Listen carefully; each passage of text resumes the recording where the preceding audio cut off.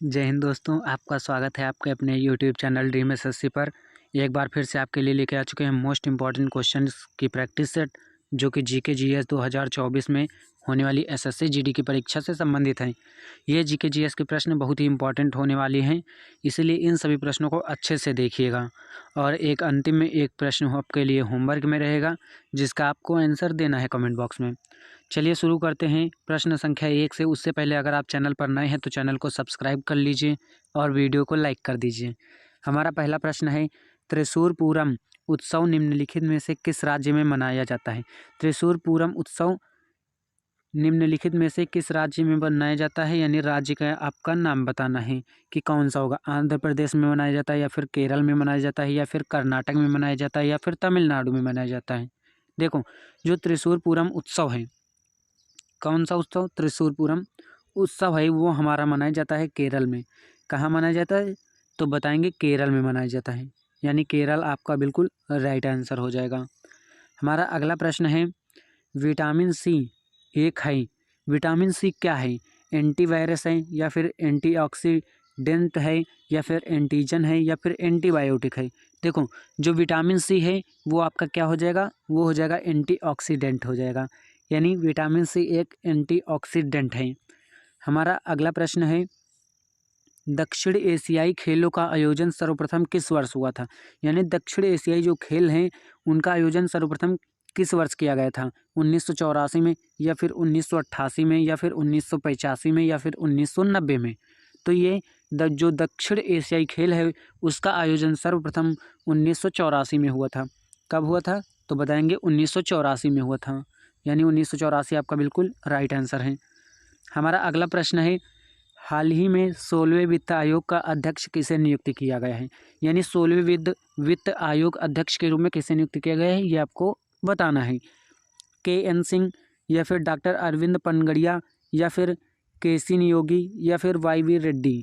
देखो, जो 16वें वित्त आयोग का अध्यक्ष नियुक्त किया गया है वो किया गया है अरविंद पनगड़िया को। किसे? अरविंद पनगड़िया को, यानी अरविंद पनगड़िया आपका बिल्कुल राइट आंसर है। हमारा अगला प्रश्न है, ग्रीष्म ऋतु स्थानीय पवनों का मौसम होता है जिनमें तीव्र हवाओं के साथ गरज वाली मूसलाधार बारिश भी होती है। इसके साथ प्रायः हिमवृष्टि भी होती है। पश्चिम बंगाल में इन तूफानों को किस रूप में जाना जाता है? यानी पश्चिम बंगाल में बात की गई है कि पश्चिम बंगाल में जो तूफान है इसे किस नाम से जाना जाता है? काल बैसाखी के नाम से, या फिर ताहिती के नाम से, या फिर लू के नाम से, या फिर महावत के नाम से? देखो, जो पश्चिम बंगाल में जाना जाता है वो किस नाम से जाना जाता है? तो बताएंगे काल वैशाखी के नाम से। किस नाम से? तो बताएंगे काल वैशाखी के नाम से। काल वैशाखी आपका बिल्कुल राइट आंसर हो जाएगा।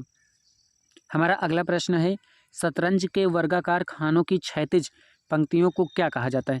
यानी शतरंज में जो वर्गाकार खाने होते हैं उनकी क्षैतिज पंक्तियों को क्या कहा जाता है? पान कहा जाता है, या फिर फाइल कहा जाता है, या फिर बिशप कहा जाता है, या फिर रैंक कहा जाता है? देखो, जो शतरंज में वर्गाकार खाने होते हैं उनकी क्षैतिज पंक्तियों को क्या कहा जाता है? रैंक कहा जाता है। रैंक आपका बिल्कुल राइट आंसर है।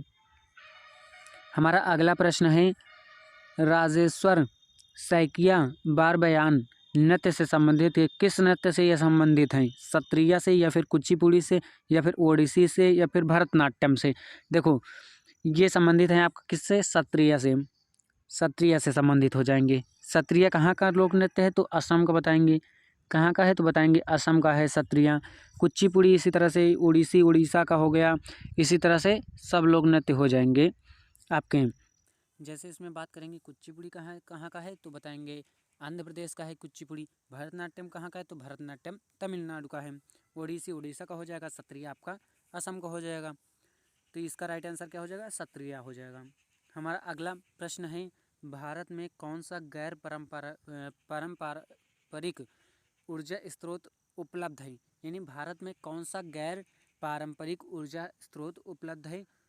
आपके ऑप्शन है ज्वारीय, पवन और सौर ऊर्जा, या फिर केवल ज्वारीय ऊर्जा, या फिर केवल सौर ऊर्जा, या फिर केवल सौर और पवन ऊर्जा। देखो, जो गैर पारंपरिक जो ऊर्जा स्रोत हैं वो कौन कौन से हो जाएंगे? ज्वारीय, पवन और सौर ऊर्जा हो जाएंगे, यानी तीनों हो जाएंगी। ऑप्शन एक आपका बिल्कुल राइट आंसर हो जाएगा। हमारा जो अगला प्रश्न है वो है, भारत में सूचना प्रौद्योगिकी उद्योग का प्रमुख केंद्र निम्न में से किसे माना जाता है? यानी सूचना प्रौद्योगिकी उद्योग का प्रमुख केंद्र किसे माना जाता है? कश्मीर को माना जाता है, या फिर भोपाल को माना जाता है, या फिर सूरत को माना जाता है, या फिर बेंगलुरु को माना जाता है? तो ये किसे माना जाएगा? तो बताएंगे बेंगलुरु को माना जाता है, यानी बेंगलुरु आपका बिल्कुल राइट आंसर हो जाएगा। हमारा अगला प्रश्न है, राज्यों की परिषद को के रूप में भी जाना जाता है। राज्यों की परिषद को किसके रूप में जाना जाता है? उच्चतम न्यायालय के रूप में, या फिर लोकसभा के रूप में, या फिर राज्यसभा के रूप में, या फिर उच्च न्यायालय के रूप में? देखो, जो राज्यों की परिषद है उसे किस रूप में जाना जाता है? तो बताएंगे राज्यसभा के रूप में जाना जाता है।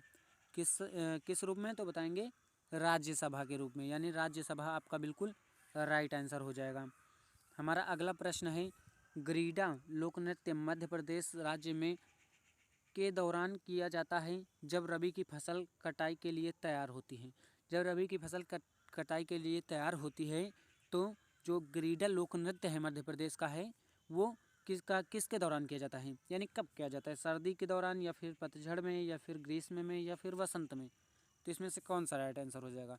तो इसमें से आपका जो राइट आंसर वो हो जाएगा सर्दी के दौरान।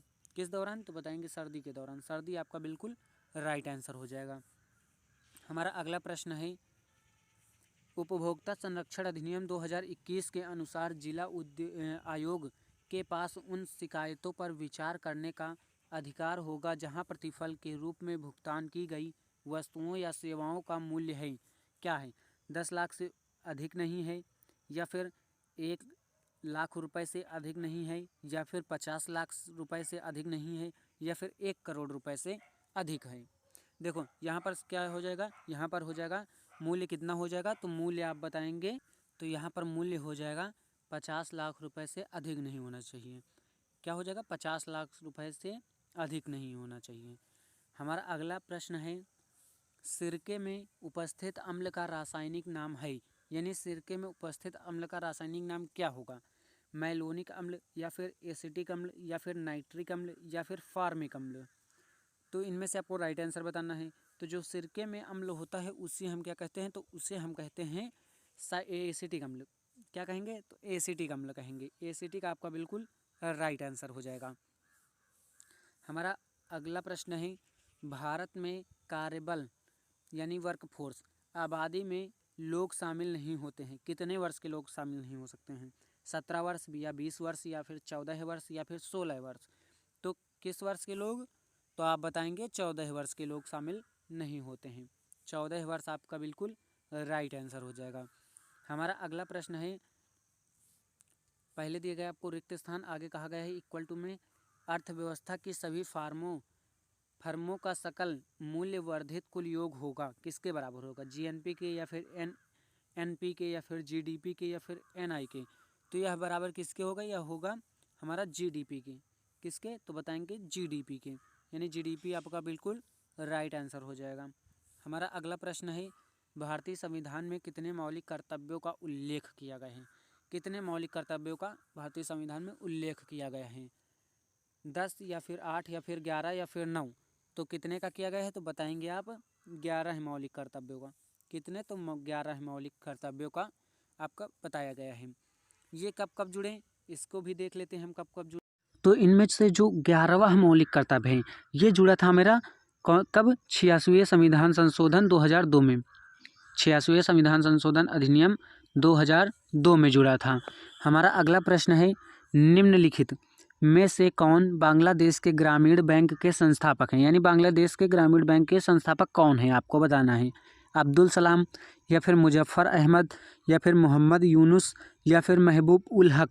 इनमें से कौन से हैं आपको बताना है। तो इनमें से राइट आंसर क्या हो जाएगा? मोहम्मद यूनुस। मोहम्मद यूनुस आपका बिल्कुल राइट आंसर हो जाएगा। ये ग्रामीण बैंक के संस्थापक हैं बांग्लादेश के।